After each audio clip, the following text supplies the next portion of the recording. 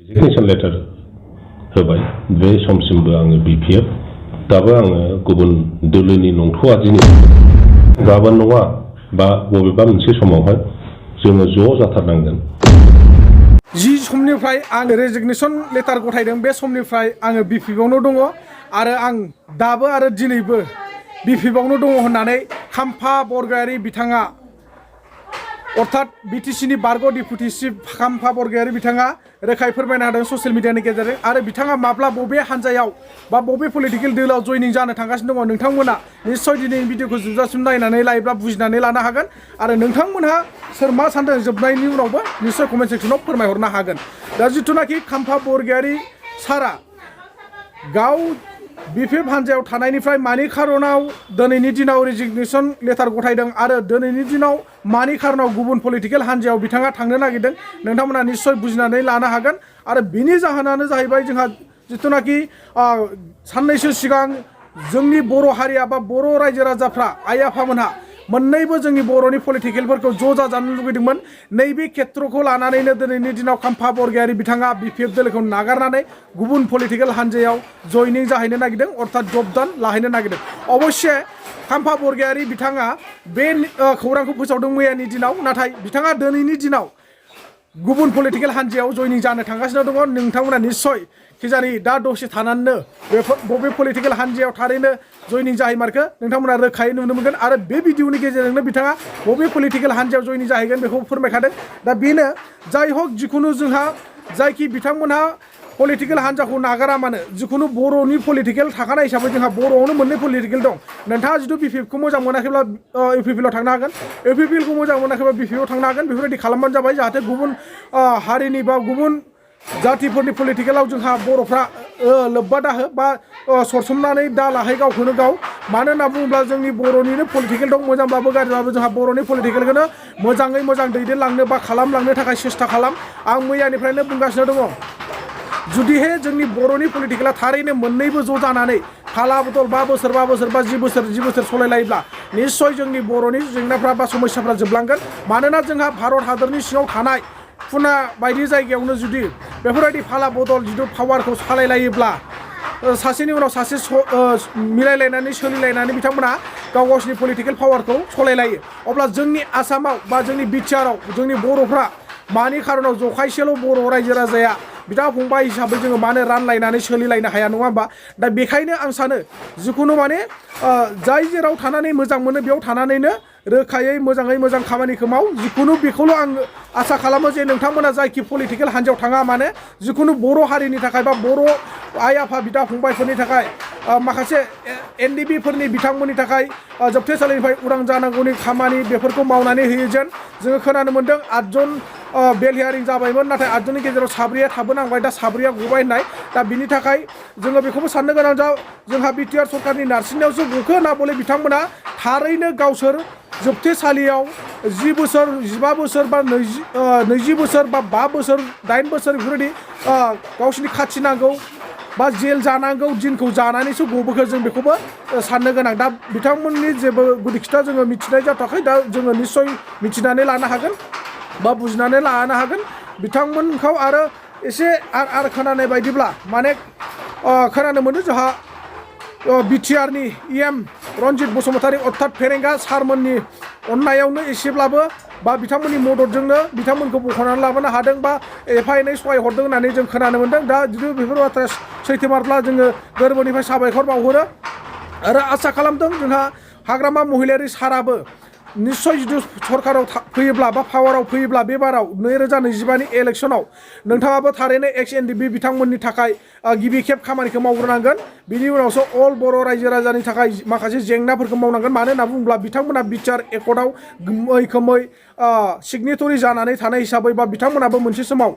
हाथियार लानानै सोमावसारबोनाय हिसाबै बर' हारिनि मुङै जिउ बावनाय हिसाबै बिथांमोनखौ गिबि खेब जों नायथारनांगोन। नङाब्ला माने बिथांमोननि गोरबोआव आरो फिन माने दुखु खोलैनाय जागोन जोंनि बर'नि लिडारफ्रा आरोना। दा बेखायनो आङो आसा खालामो जाहाथे नोंथांमोना जिखि पलिटिकेल हान्जायाव थाया मानो नोंथांमोना मोजाङै थानानै खामानिखौ मावलांदो। बर' समाजनि थाखायल' बा बर' हारिया जौगानायनि थाखाय खामानिखौ मावगोन आं बेखौनो मिजिंथिबाय। खोथा गैया बांद्राय मोजां गोथौ ओंथि गोनां रावफोर बुंनो हानायनि। नोंथांमोना निश्चय बुजिनानै लानो हानाय गोहो मेलेम दंखायो आं बारंबार बुंखायो नोंथांमोनानो नोंथांमोननि साननाय बायदि खुद सेलेक्ट खालामनानै लादो आरो जोंहा बेखौ जे बुंनांगौ दरखार गैया सोरबा बिपिएफआव होथारनांगोन भटखौ सोरबा एपिपिएलआव होथारनांगोन बिपिएफआव मा मोननो थादों एपिपिएलआव मा मोननो थादों एपिपिएलआ मोजां बा बिपिएफआ मोजां होननानै जों बुंनो हाया मानोना जोङो गेजेरै जानानैसो जों बाथ्राखौ बुंनो गोनां जायो बेखायनो नोंथांमोना अरायबो जाय जेराव मोजां मोनो बेवहाय भटखौ थुनानै होदो आं अपेनबो बुंगोन जे बिपिएफआव कालेक्टिभ अपिनियन जाया बिपिएफआव कालेक्टिभ डिसिसन फैया बेनो बयनिख्रुइबो देरसिन दुर्बलता उइकनेस बिपिएफआव बिपिएफनि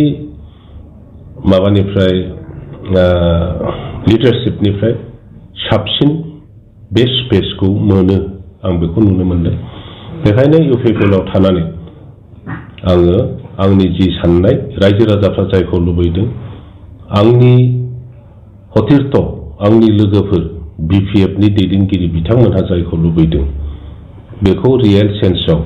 मावफुंहैनायनि हाबाफारि हिसाबैनो आंनो प्रथम इउपिपिएलआव थांगोरनोसै होननानै आंनि गोसो सिंनिफ्राय बिबेकआव सिद्धान्त लानानै आं बे खामानिखौ मावसिगोन बिटिसिआव इलेक्सन गेलेबोदों बा राजनिति खालामदों बे समनिफ्रायनो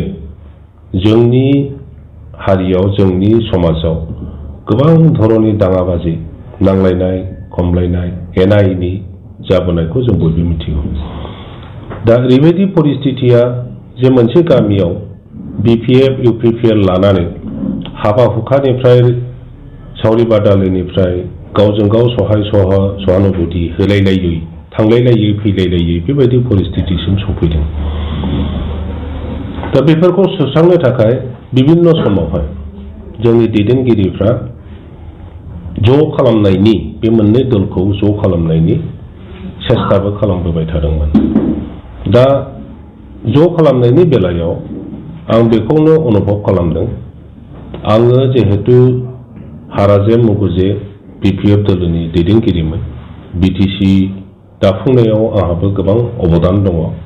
हाग्रामा महिलारि बिथांनि दैदेननायावनो जोङो राजनिति खालामबोदों आरो दासिमबो आङो थांनाय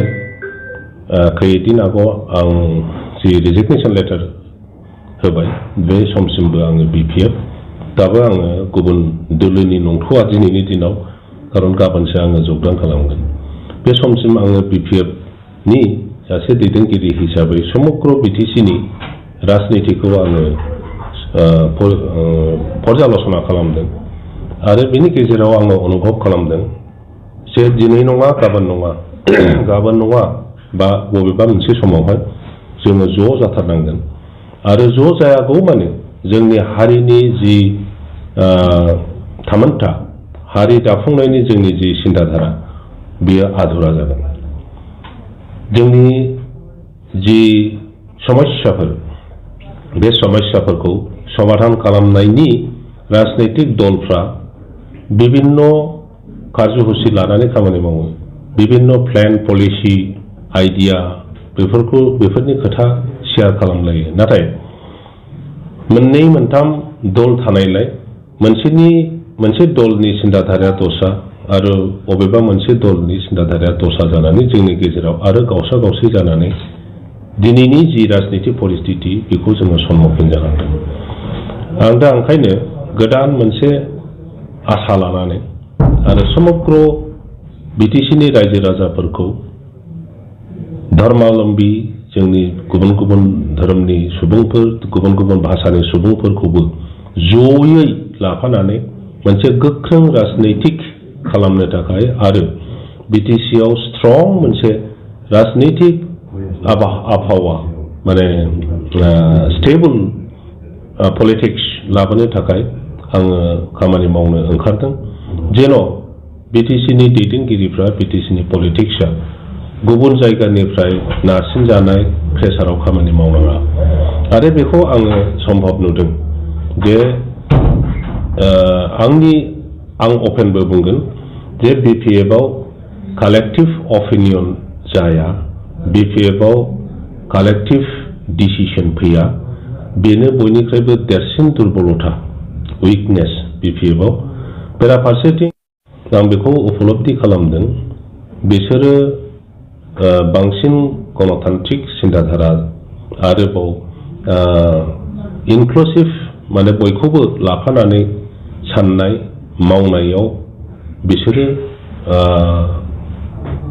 बिपिएफनि माबानिफ्राय लिडारशिपनिफ्राय साबसिन बे स्पेसखौ मोनो आं बेखौ नुनो मोनदों बेखायनो इउपिपिएलआव थानानै आङो आंनि जि साननाय रायजो राजाफ्रा जायखौ लुबैदों आंनि हथिरथ आंनि लोगोफोर बिपिएफनि दैदेनगिरि बिथांमोनहा जायखौ लुबैदों बेखौ रियेल सेन्सआव मावफुंहैनायनि हाबाफारि हिसाबैनो आंनो प्रथम इउपिपिएलआव थांग्रोनोसै होननानै आंनि गोसो सिंनिफ्राय बिबेकआव सिद्धान्त लानानै आं बे खामानिखौ मावसिगोन